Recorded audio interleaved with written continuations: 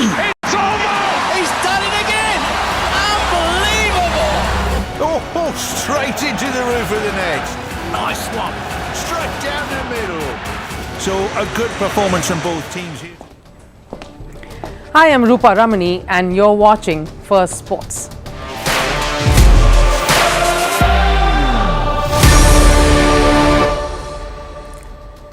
Now, hope is a strong emotion when it comes to sport, and that's what connects the stories we are bringing to you today. The Indian cricket team will hope that some of their plans for the T20 World Cup falls into place. That's just 7 months from now. What are the 5 key roles or the 5 key aspects they will have to freeze in the next 7 months? Hope will be also on the lips of some of the top women cricketers when the franchises huddle up across the auction tables at the Women's Premier League tomorrow. Who are going to be the most sought-after cricketers who will incite a bidding war? We'll tell you right here. Hope hangs by a thread for what is the best, worst football club in England. An interesting story right there to warm your hearts. And what happens when hopes of a country are dashed and paves way to anger and violence. Santos club getting relegated for the first time in more than 100 years led to some terrifying visuals. All of that and more coming your way this Friday. But first, time for Sports 360. Now on to Premier League. Everton struck 3 times in the final 11 minutes, leaving Newcastle stunned at the Goodison Park. The 3-0 win brings Everton out of the Premier League relegation zone despite a 10-point deduction. It has lifted Everton 1 point clear of the bottom 3 and they would be in the top half, but for the points penalty. France's World Cup winner Paul Pogba reportedly is facing the possibility of a lengthy ban after Italy's anti-doping tribunal called for a 4-year suspension for the Juventus midfielder. Pogba was provisionally suspended in September after he tested positive for testosterone. Despite the off-season, there's a lot brewing in the Formula One racing world. In the latest, motorsports governing body, the FIA, has announced that it has ended a short-lived investigation into a potential conflict of interest, believed to center on Toto Wolff, the Mercedes boss, and his wife Susie Wolff, the managing director of the Formula One Academy. The probe was launched after allegations of information of confidential nature being passed on to the Formula One team principal from a member of the Formula One management personnel. In tennis, Rafael Nadal says he could not confirm whether 2024 will be his final year before retirement. Nadal said it makes no sense to set a deadline for the end of his career. After nearly a year-long injury absence, the 22-time Grand Slam champion will make his return at the Australian Open warm-up event in Brisbane next month.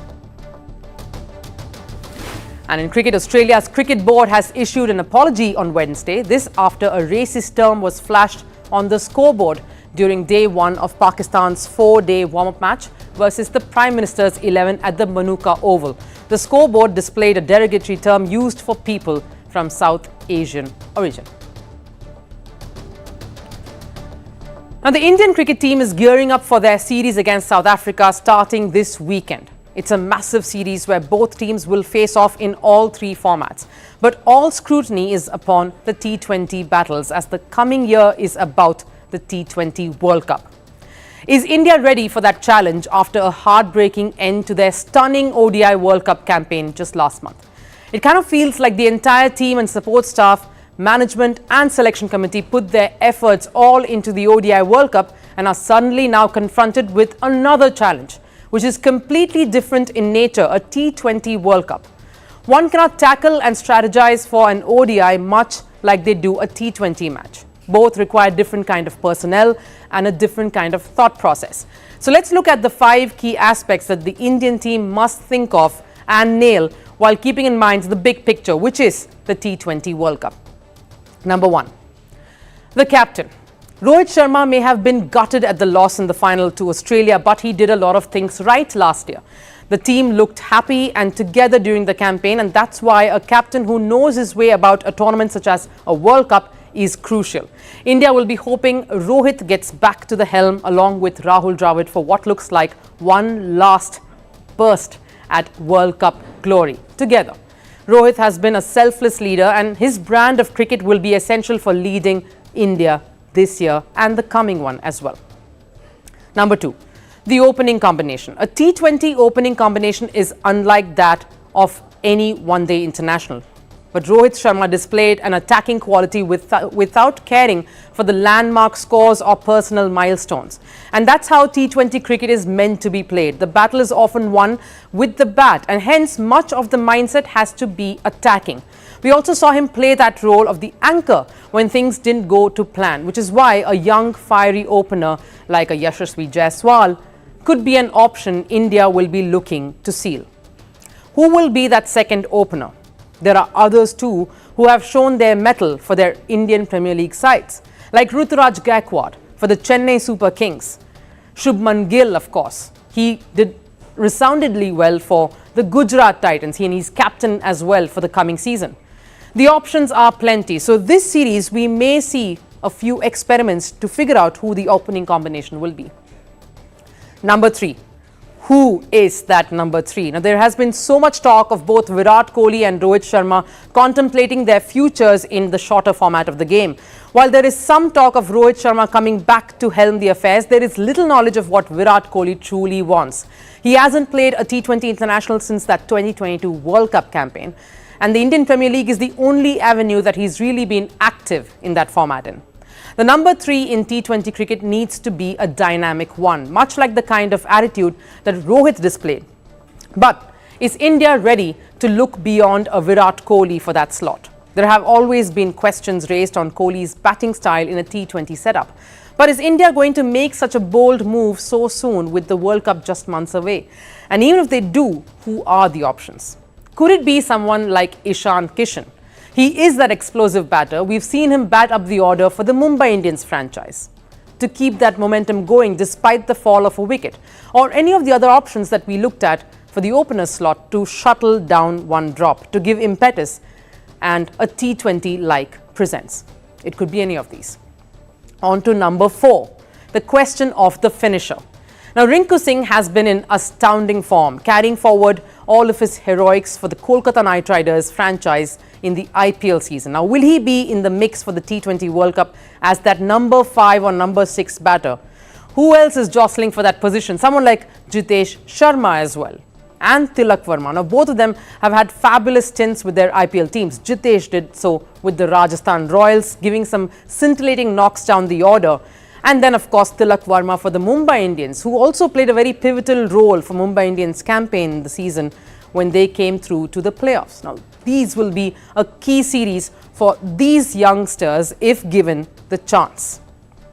On to the next query, which is the number 5, or which is the number 5 concern, which is the extra 6th bowler or that all-rounder option. Now, that question never would have plagued India as much had the World Cup final seen a different result.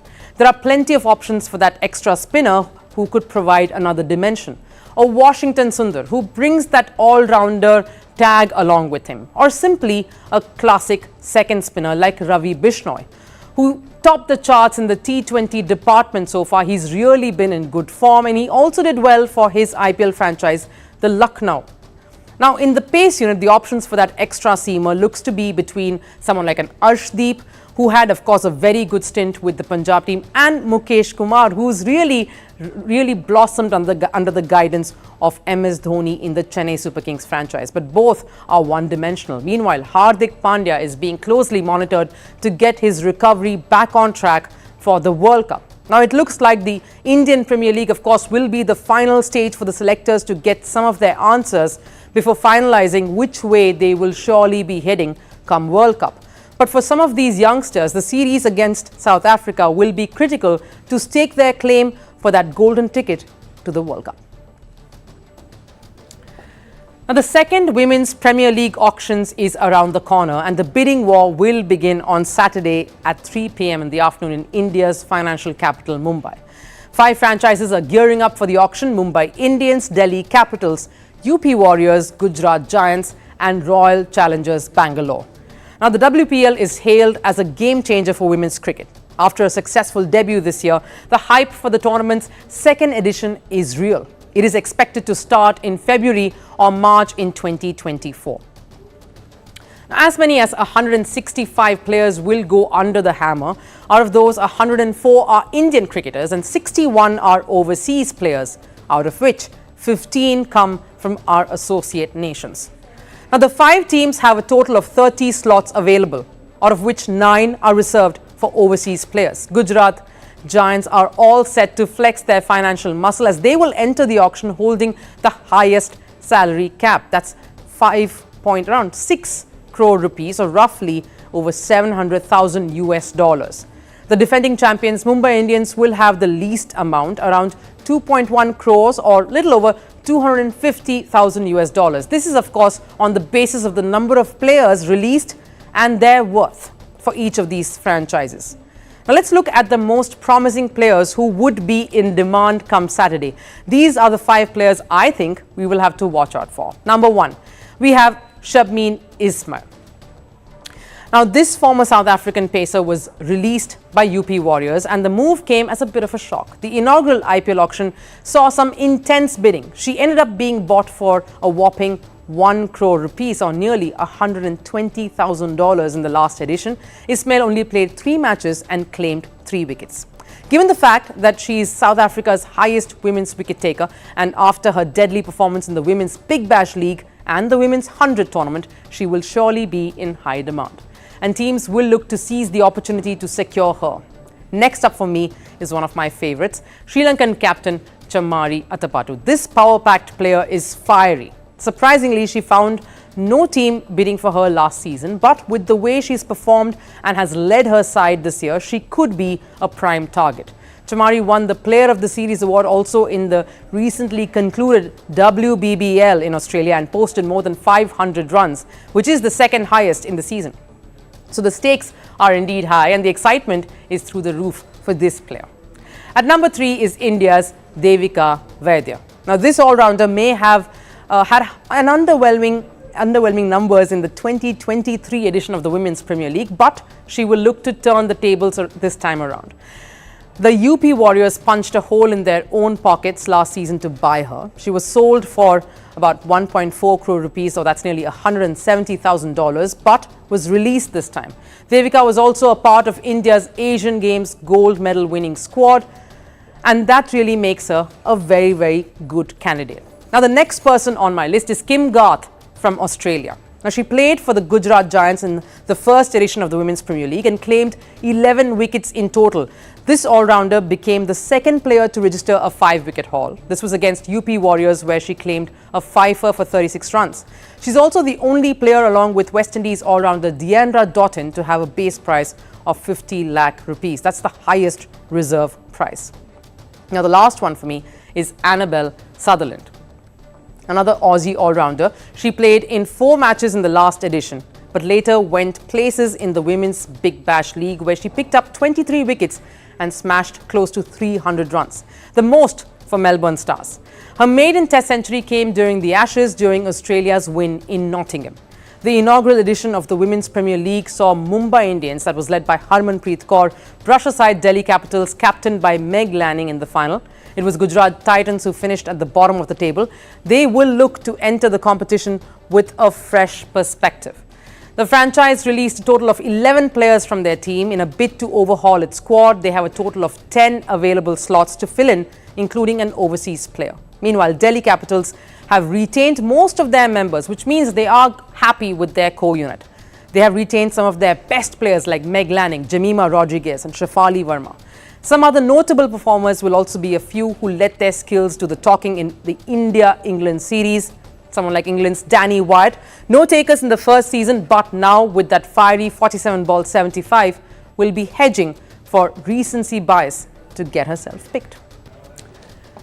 Now, football is a way of life, at least in certain parts of the world. It's almost like this country lives, breathes and dreams about the game. We're talking of Brazil. Here, the fine line between football fervour and fiery unrest is often blurred. It's this raw, intense emotion that ignites the blood and soul of football fans. Now, it happened last month. We told you about it. A World Cup qualifier match turned horrific, where Brazil took on Argentina at the Maracanã. Just before the match was about to kick off, Massive clashes broke out between locals and Argentinian fans, and it turned violent. Cops resorted to using batons to charge the crowd. The standoff resulted in Messi walking out.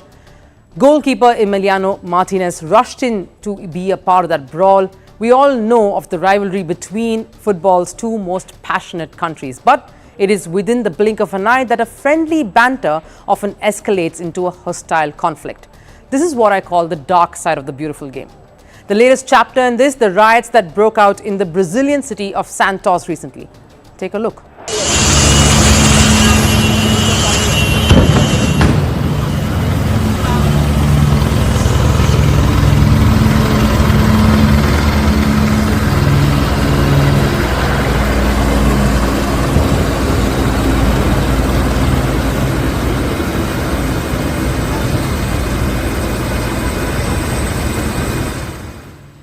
Now, what you saw was a result of a simple, friendly football match. Why did it get to this? Now, Santos, a local Brazilian football club, took on Fortaleza.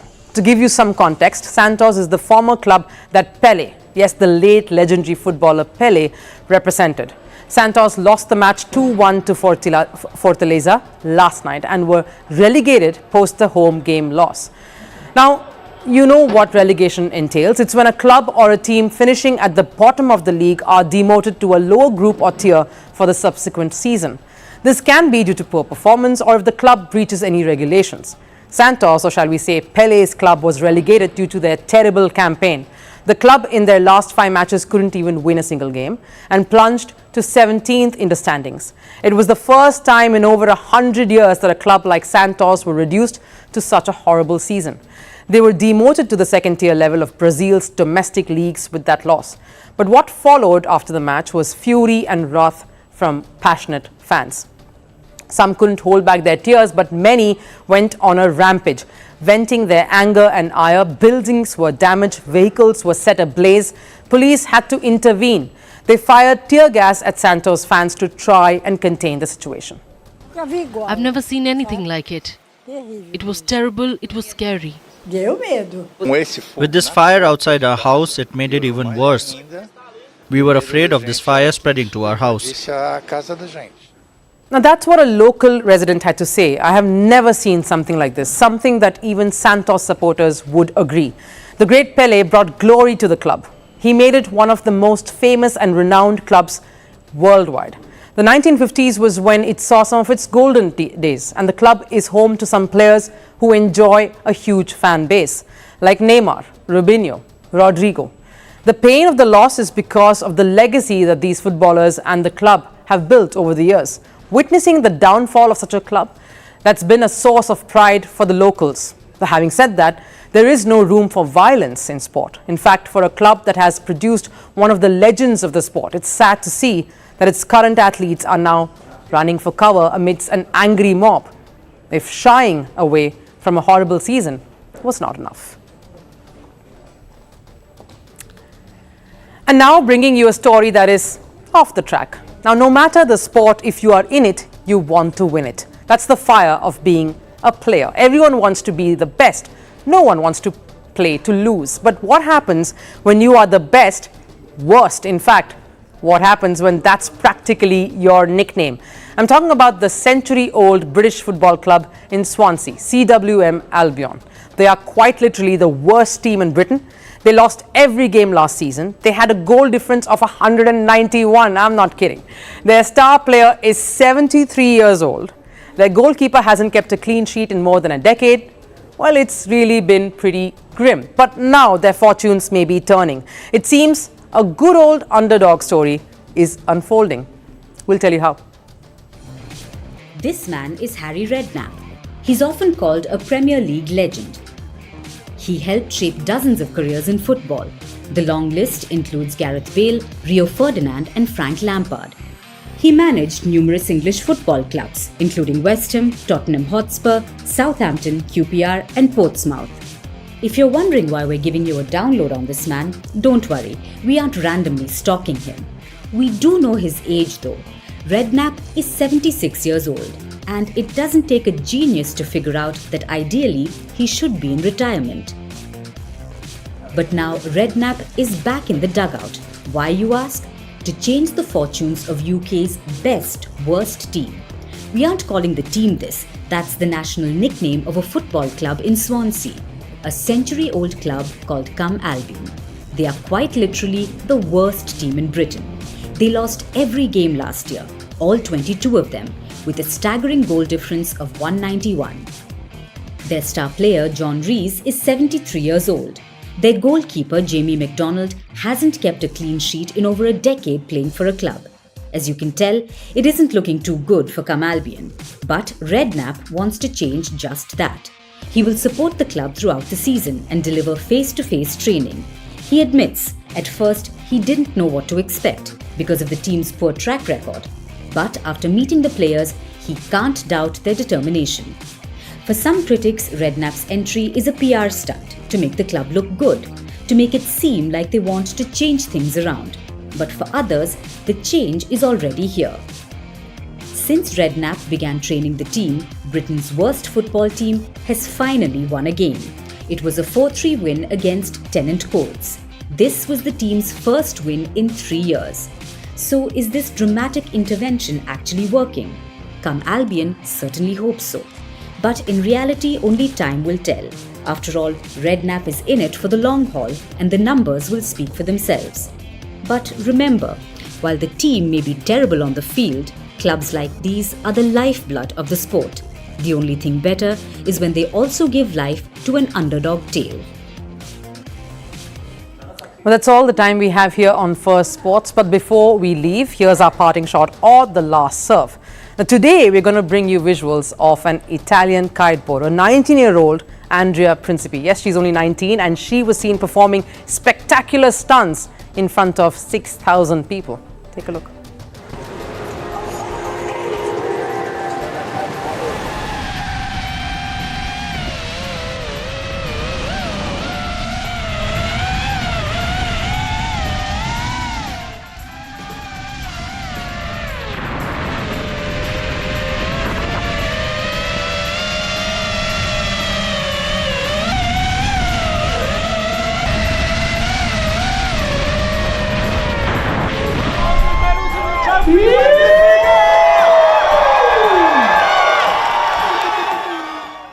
Incredible stunts there, but that does it here on Firstpost. Thanks so much for joining us here today and have a great weekend. We'll see you again on Monday at 7 p.m. Till then, bye-bye.